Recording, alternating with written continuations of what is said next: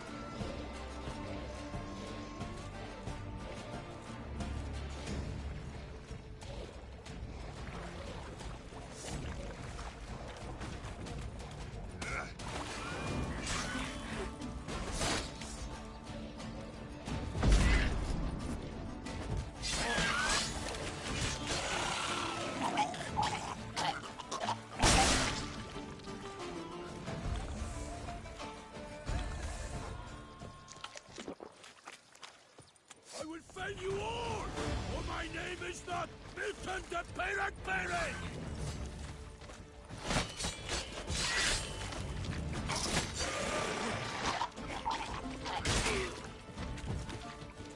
For the glory of her grace, I shall make plenty of you!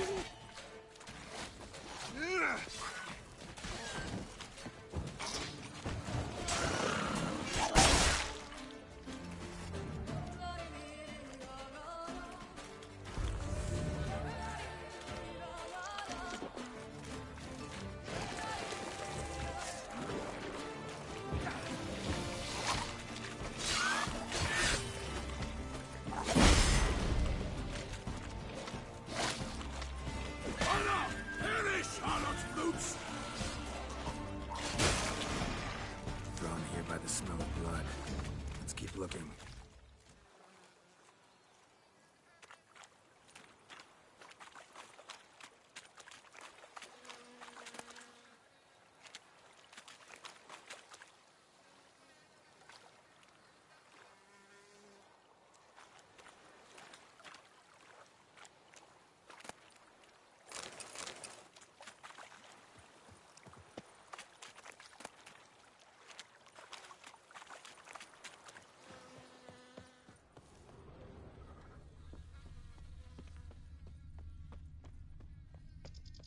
Hobnailed boots, multiple sets of prints.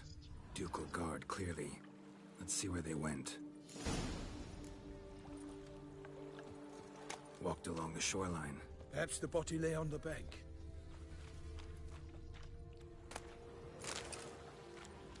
Anything taken by the current ends up in these shallows. Yes, the stench is fierce. Only blood-soaked scraps left of the victim's clothing. Good quality cloth. A wealthy victim, correct? Looks it. Blood. Guardsmen pulled these nets out of the water, then cut the mutilated body free. Gonna dive in, make sure they didn't miss anything. Look at the rut. Guardsmen left this site by boat, recently, probably to transport the body somewhere.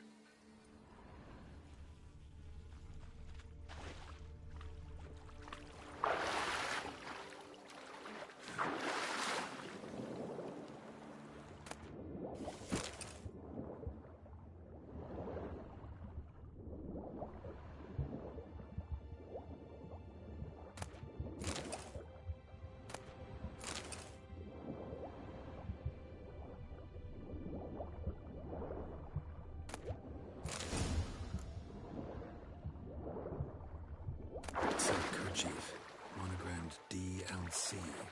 A noble's accessory, clearly. Be nice to know where they took the corpse.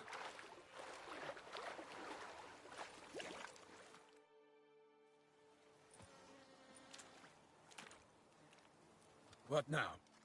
This isn't the site of the murder. We know that. Current brought the body here. Corpse got caught in the nets. Guardsmen pulled it out, put it in a boat and took it somewhere. Need to find out where. I'd like to look at the corpse before it starts to decompose. The inn. Its patrons must have seen the guardsmen, which direction they took. We should ask there.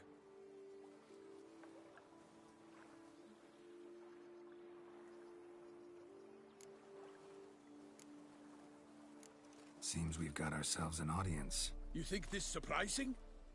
The locals will tell the children of children they do not have yet, of the day a quartered corpse was pulled from the river. One thing. Found a handkerchief in the water. Monogrammed DLC. Mean anything to you? Delacroix? It cannot be. Was it he the beast slew? Seems so. Knew him well? Long past. We were close friends once, but our paths diverged. He was a man of extremes, standing by his companions no matter the odds, fighting his foes to the bitter end. Foes? You have a lot of them? He did, but I do not see what that has to do with the beast. Ah, Geralt, you've struck a raw nerve. Memories of a time long past, to which I'd rather not return now. I understand. We can talk later. Let's go to the tavern. I shall have to leave you soon. Return to court. Barely got back to Toussaint. A knight in the service of Her Illustrious Highness knows no rest.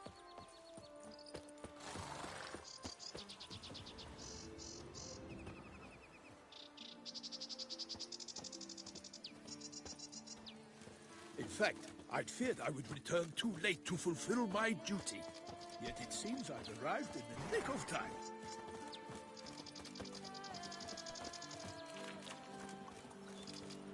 Once you have finished examining the corpse, be sure to report to Anarietta. Anarietta? Her Grace, the Duchess. I forget myself at times. We address each other by our first names in private. Never in Pomrick's presence, however. He finds such familiarity offensive. Probably on an empty stomach. Dreadful. A watering hole for traders, smugglers, boatmen. But you will find no better crayfish chowder in all Toussaint. The beast. Killer from the north, they say. What? With no lads brave enough? Of course we have. Bravery's not enough against the beast. By my troth, could that be the musty scent of fresh pâté? Naught else, Sir de Peyrac-Peyran. I see time has not dulled your senses. We would be honored if you would join us. Your companion as well. But why do I not detect even a whiff of crayfish chowder? No soup today, on account of there being no crayfish. I reckon you've not heard, but all I caught was a corpse. I awoke at the crack of dawn, as I do each day, but when I looked up, I beheld a blood-red sky. This corpse is precisely why we're here. For the man whom you've invited to join you at the table was summoned from a far-off land by her gracious magnificence. He is tasked with tracking and killing the beast. We invited two men to join us, yet since Sir de Peyrac-Peyran in temperament is more akin to hare than hound, I surmise the other is the hunter. With whom do we have the pleasure? Name's Geralt. A humble introduction. You've clearly not tarried long with Sir de Peyrac-Peyran. Spare us the petty insults. Geralt is a master of the witchering trade. He has questions concerning the beast's last victim. I was the one to find the corpse. The sun had just risen when I awoke, sat straight up in my bed, looked out the window, and beheld a sky red as blood. Ask Geralt, please, or we shall be here till winter. Must have been early in the morning. Went to check your nets and then... I stepped out of my hut and saw... By my troth, to the point, man. You found a body ensnared in your crayfish nets. We know this already. What happened then? Did you see anyone nearby? Did you spy anything noteworthy? Anything at all? Not a soul around, just me. As for noteworthy... well... What did you see? But be warned, if I hear the sky was red again, I saw a head bobbing, eyes bulging, the tongue blue and popped out. Next to it, a hand rocking upon the water. Get a good look at the body parts? They gave me such a fright. I bolted to town fast as my legs would take me, then returned with guardsmen who told me to keep out of their way. They had a hard haul. The parts were so tangled up in my nets, they were forced to cut them. Need to examine the body. Know where they took it? They ferried it across, then loaded it on a cart and hauled it to a cellar at Corvo Bianco to keep it cool, see? What? Why, Corvo Bianco is Baron Rossel's estate. When he learns they've turned his cellar into a morgue, he'll set his hounds on them. While you were gallivanting about the north, his vineyard was auctioned off. Who was that? Woman who just left. Didn't see her before. Didn't notice her walk in either. Doubtless Linnis, the innkeep's daughter. But hold, Geralt, because this is an outrage. Rossel's vineyard was auctioned off? Inconceivable. It is no secret the Baron had gambling debts up to his ears. It finally came time to collect. His creditors auctioned off his property. The Ducal Chancellery bought it, in fact. Rossel now bunks with his brother in Vicofaro. I told Rossel he'd get his comeuppance. How long can one throw on past heroics? His creditors must finally have defined that his promises meant nothing. Such are the times. Today's knights are pale shadows of the heroes of yore. It's true what they say. God sent the beast to punish us for straying from the old paths. So folk think the beast's divine punishment. Knights have turned their backs on the old customs. Where they were defenders of the duchy, they're now defenders of their own tushes. Why, you insolent... Let him talk. The Duchess trades in titles, grants honors to ill-doers. We've strayed from the path of virtue, lost the gods' favor, so the gods sent retribution. Don't listen to that nonsense, Geralt. It's rehashed street preacher codswallop. Yes, the rebel rousers have been sprouting up like weeds lately, each offering the same bill of goods. They say anything else about the beast? Besides it being a messenger of the gods? The Toussaintois are no fools. They see clearly the beast kills on days honoring patron saints. Picky monster. Thanks for the hospitality. Time I examined the corpse. Corvo Bianco lies a short way from here, near the tourney grounds. Just follow the road and you'll arrive. Not coming with? Oh yeah, duty of some sort calls. Some sort? Ha! Her Grace bestowed a great honor on me, even before we departed for Velen. I'm to play the hare during this year's game in the palace gardens. When you see me in my costume, you will wet yourself laughing. A little tempted to ask a few questions, but it sounds like a long, complicated story. One involving lengthy digressions into local history and tradition. So, see you later, Milton, and good luck.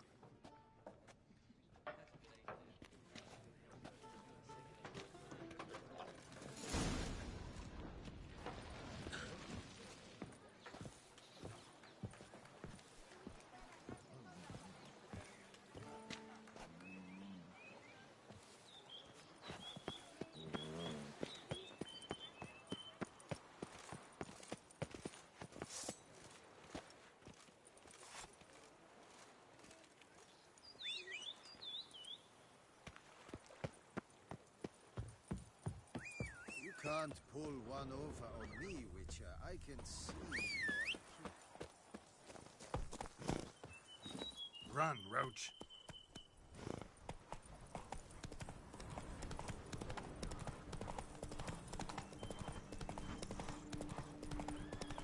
Sounds like a fight. Have to hurry.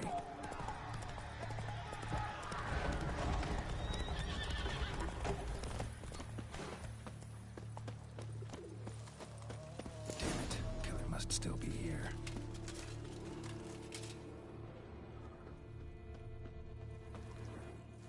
Throat torn open by man-like jaws. man-like, except for long fangs. Killed with a single blow.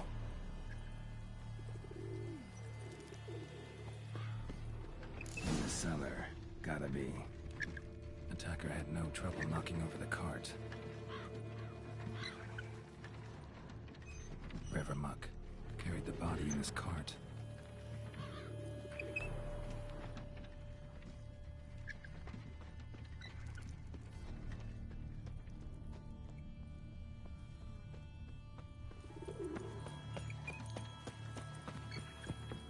Footprints. Small, bare feet. Lead deeper into the cellar. Fell down the stairs, broke his neck.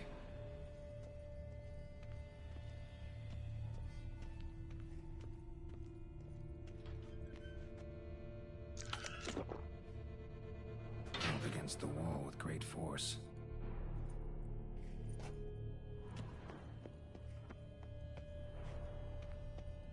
Used this to batter down the grate.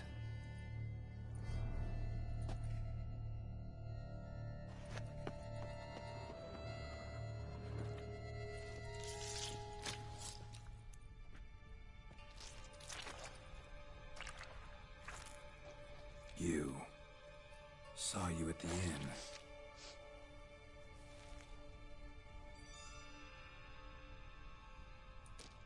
Why'd you kill these people? Clearly wasn't for their blood.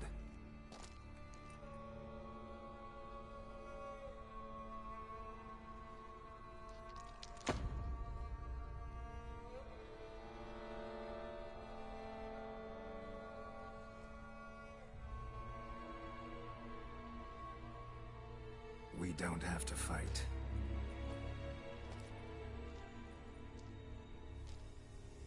You are wrong.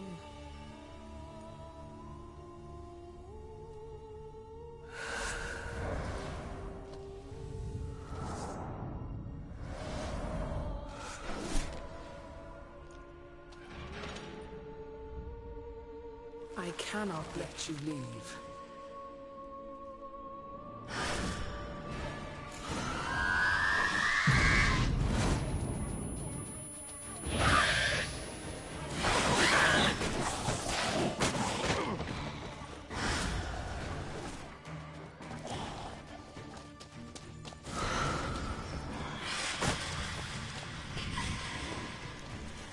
Time to end this.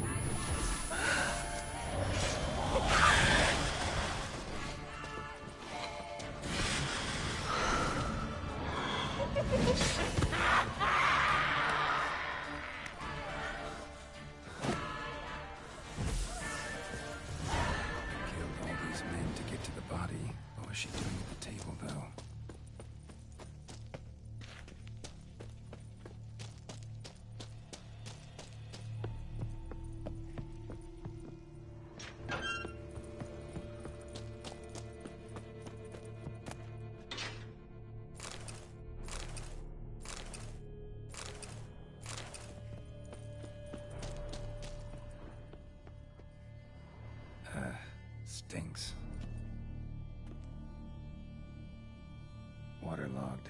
Both hands amputated. Body was quartered just as I thought.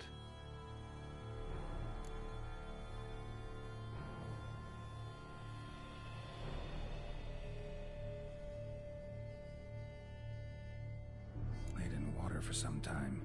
Head swollen, and something took a few bites out of it. Something in the throat. A pouch, bulging with coins.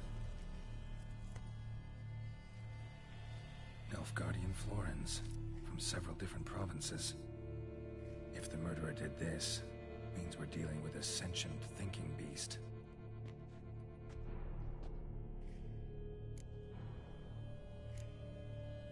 Body was chopped up after death. Blows struck with great force, but bones sliced through, not crushed. Creature that killed him had long claws, sharp as a witcher's blade. First sank its claws into the victim's heart. No Bruxa did this. Third hand. A spare? Except it's clearly not the victim's. Guardsmen must have not noticed it as they picked everything up. How's this possible? Still warm. Blood still flowing? Several monster species can regenerate. Never heard of that happening to their severed limbs, though. Or of their limbs seeming completely alive after so much time. Examine the tissue more closely later. Might learn something.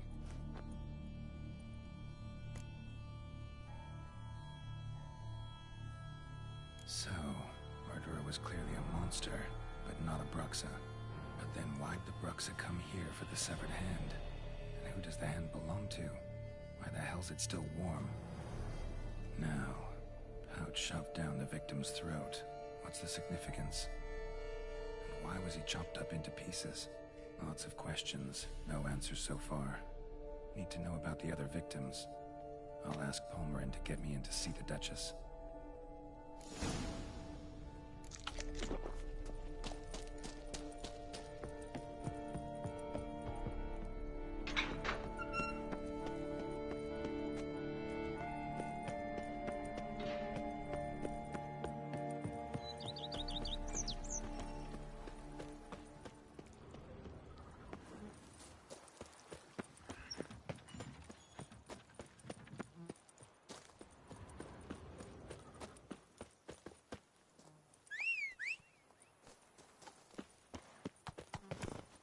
Go, go.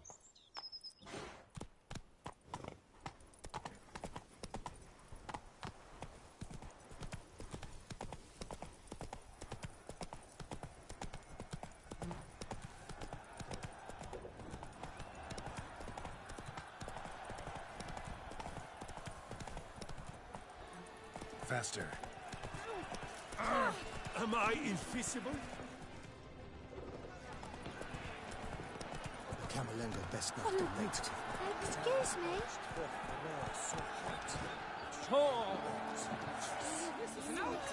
Out! Let's go. Please give them my condolences. Is it not evident and visible? Yes? Is it not evident and visible?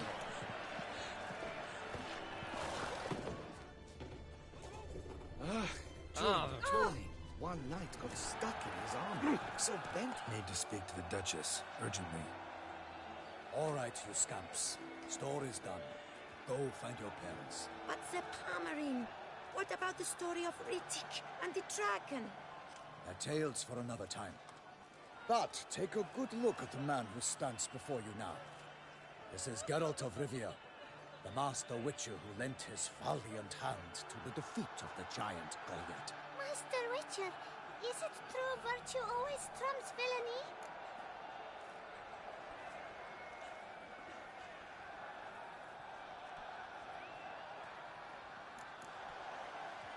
Not always. Could go either way. Sometimes virtue wins, sometimes villainy gets the upper hand. Still worth being good. But why? If it doesn't mean you'll win. Palmerin's story. Think back. A decent man attracts other good folk, makes friends he can count on. A rogue? Well, he can only count on other rogues. And who would you rather have for a friend? A man of virtue? I must agree. Now, That will do for questions. Go find your parents. Her Knight and Highness has doubtless arrived at the tourney grounds to watch the battle in the arena. If we hurry, we'll be in time to speak with her before the spectacle begins. Lead the way.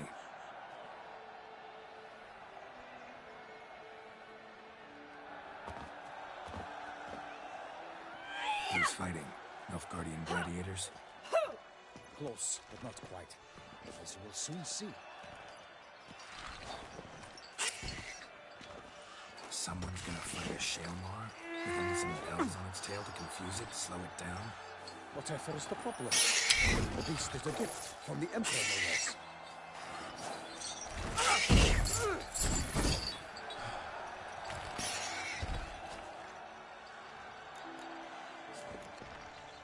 This is dangerous. Bells on its tail aren't enough. I saw the spectacle of the swords of the arena in Nunio. There, a knight defeated a Shaelmaar with bells on its tail. Might have gotten lucky. Shaelmaar might have been lame. Who knows? Only a Witcher has a real chance against a healthy Shaelmaar. And that's not even every Witcher. Besides which, releasing a monster that dangerous in front of a crowd, plain irresponsible.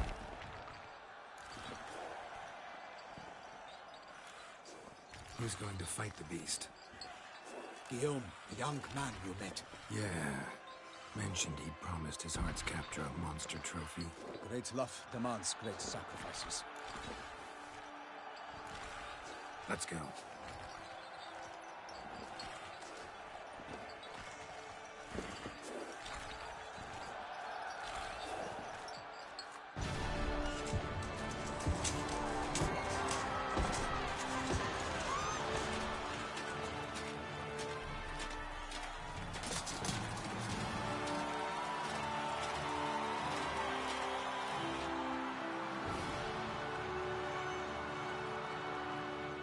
I dedicate my imminent victory to fair Lady Vivienne.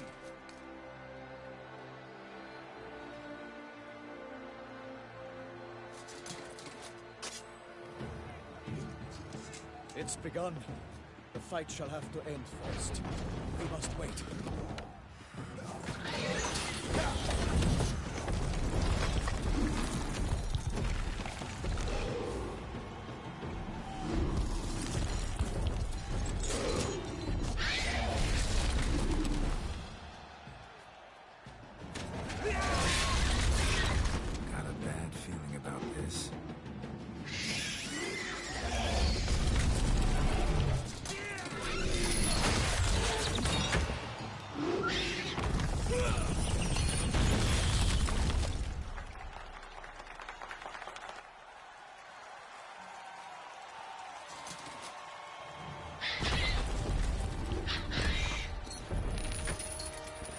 Damn it.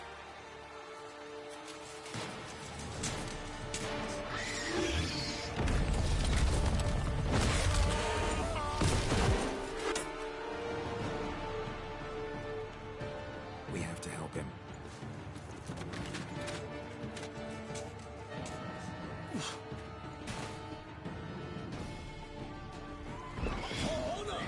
Onward! Gotta keep it down. Alas, her lightning! The beast heaved its powder, let loose a roar, and knocked it to earth. And down came the Witcher in one mighty pound to give fight to the beast. Its plans confound. No! Out, breathed flame, and thus the Witcher's our hopes, alas, had turned.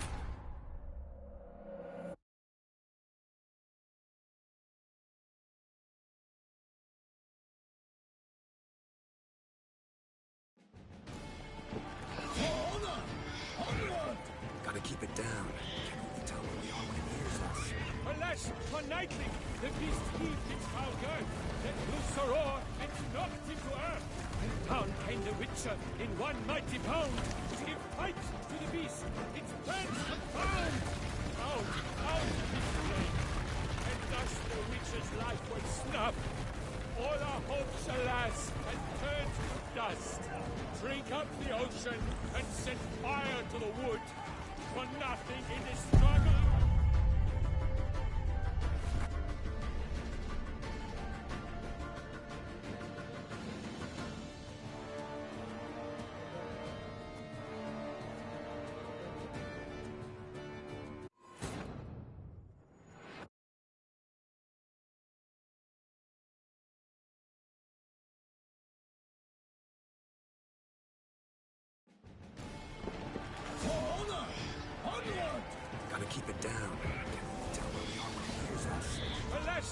knightly, the beast hit Hauger, then blew Sir Or and knocked him to earth.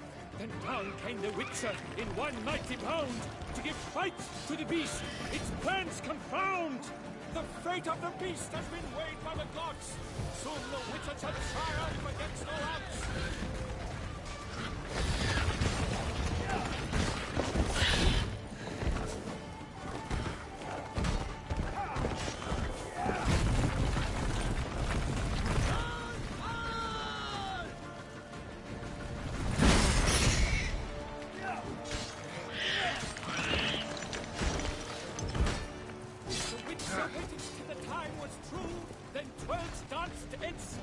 Struck the monster right through!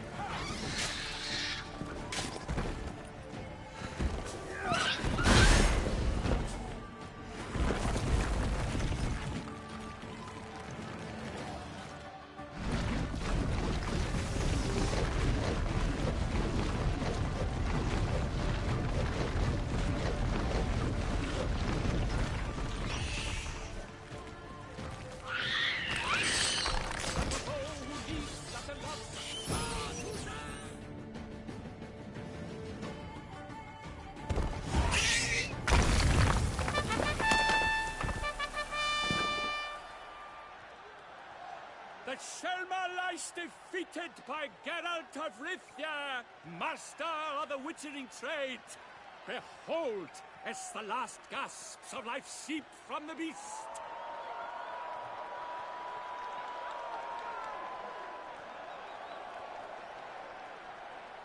Master Geralt, do what you must. Finish the deed!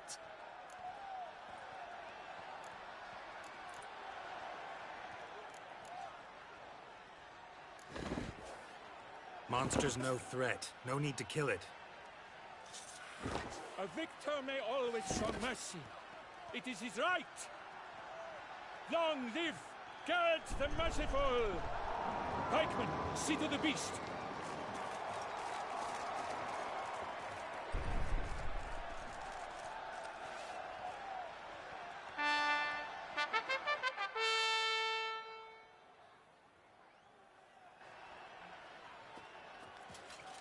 Guillaume. The lad came damned close to dying. I'm fine. Not hurt at all. Vivian?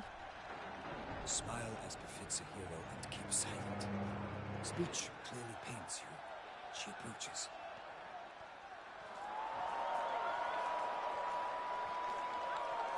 Geralt. We must talk. Vivian. You shall talk later, in the medic's tent. Geralt, magnificent, breathtaking. Your Grace. We knew that to summon you was a brilliant idea. We are delighted, ravished to have struck upon it. And I'm truly, honored. See to our young hero. Hop, hop. For we must make off with Geralt. We should talk. We had been long awaiting your arrival. Had nearly lost hope. Then suddenly, that entrance, so spectacular. Your Grace. Shaelmars are dangerous creatures, even to knights in full plate armor. Nonsense. In Toussaint, knights have battled beasts for mere glory since time immemorial. True. Guillaume suffered a few bumps, scars, and bruises, but in return gained eternal glory as he who slew the monster. What about the crowd? Say the Shaelmar had vaulted into the stands. Would have been a massacre. Geralt, though we value your fortuitous intervention in the arena, we would remind you your services have been retained, and as shall soon become clear, you will be generously compensated for completing another task altogether. Your Grace, my contract.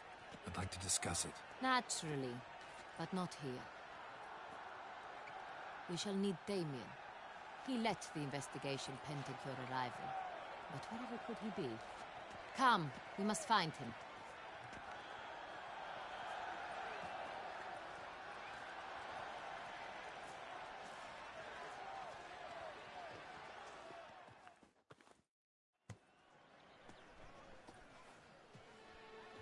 Tell us, have you come alone?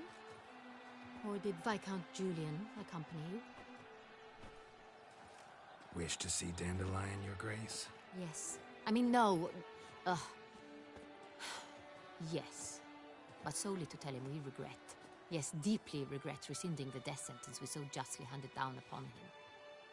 If we could turn back time, we would make certain he sat in a tower till he rotted. No, we would ensure he was broken on the wheel, then drawn, hanged, and quartered.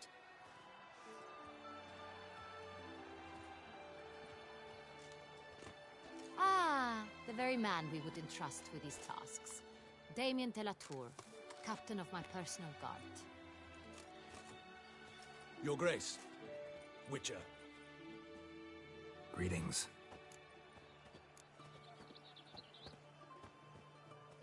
Sorry to have to tell you, but the guardsman handling the last victim's body... I know already. The creature in the cellar of Corvo Bianco. Was it the beast? No. A Bruxa, a kind of vampire. Not the beast, but tied to it in some way. You know this how? Through careful analysis of the evidence, both on the riverbank and at Corvo Bianco. Do you mean to insinuate the investigation thus far has been sloppy? Geralt insinuates nothing of the sort. We must listen to him attentively. I examined the body of the beast's last victim. Might have found something. Need to analyze it. A quiet place, that's what I could use most right now. And maybe the help of an alchemist or a mage. Also like to hear all you know about the previous victims. Take it Sir de la Tour is my man for that. Firstly, call me Damien, please. Secondly, you should know I spoke against summoning you here. I've heard much about you. You bring trouble, or thus far have, always. And we've enough trouble as it is. Yet we are capable of defeating the beast on our own, without an outsider's help. I've no doubt about it. Damien, we settled the matter of the Witcher's employ some time past. Definitively. Since you have broached it nonetheless, let us discuss Geralt's pay. Are the legends true? Do Witchers usually demand that which you find at home, yet did not expect?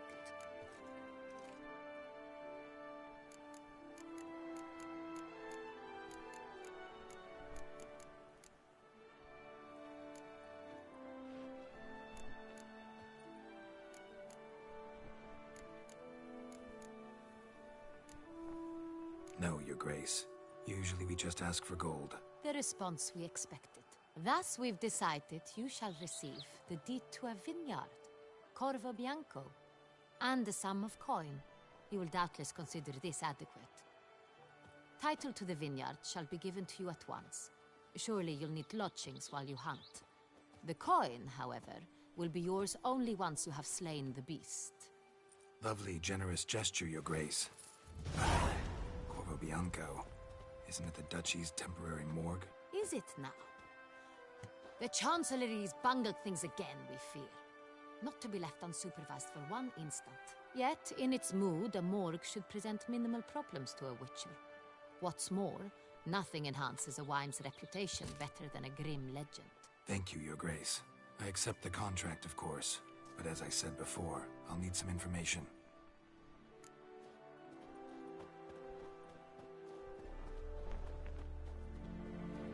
How'd it start? Who was the first victim? Crespi was the first to die. He was famed once for his many glorious tournament victories. Then he grew old, hung up his sword, and took to winemaking. Crespi was not loved by the wine merchants. He was ruthless in business and thought to cheat many a time. He asked us for a dispensation from all court ceremonies. We did not grant it. We could not. Once you've taken the oath of a knight, you remain a knight till death. How'd he die? Where'd they find the body? Quite unusual, the circumstance. He was at a feast when suddenly one of his fellow feastgoers noticed he was missing. The town watch found him an hour later. on his hands and knees, propped against the town pillory, his sword hanging from his neck. He had died of wounds inflicted with claws, not a weapon. Blows of great force. So he died suddenly, but the body was on its knees, meaning someone posed it. So it seems. Second murder. Tell me what you know. In the city there are certain nooks. No one reasonable ventures there after dark. Ramon Dulac's corpse was found in one such place. With the first murder, terror gripped the city. Its inhabitants grew wary, kept to safe areas. Consequently, news of the second victim came to us from a group of concerned cut-purses. Criminals fear the beast? Telling in a way. Take it you've excluded the possibility that Ramon died at the hands of these bandits. Do you believe me an amateur? Not hands, but claws killed Ramon Dulac. The wound was deep, clean. His body was found in a gutter, dressed in nightshirt and cap, a pillow placed under his head, and his sword replaced by a bed warmer. Ramon Dulac, a knight who but a dozen years past was an advisor to our father, the Duke. Someone went to a lot of trouble to make him look ridiculous. Maybe revenge was the motive. It's not out of the question. Dulac had shady dealings with the criminal underworld, but no one ever came forth with concrete proof of any misdoings.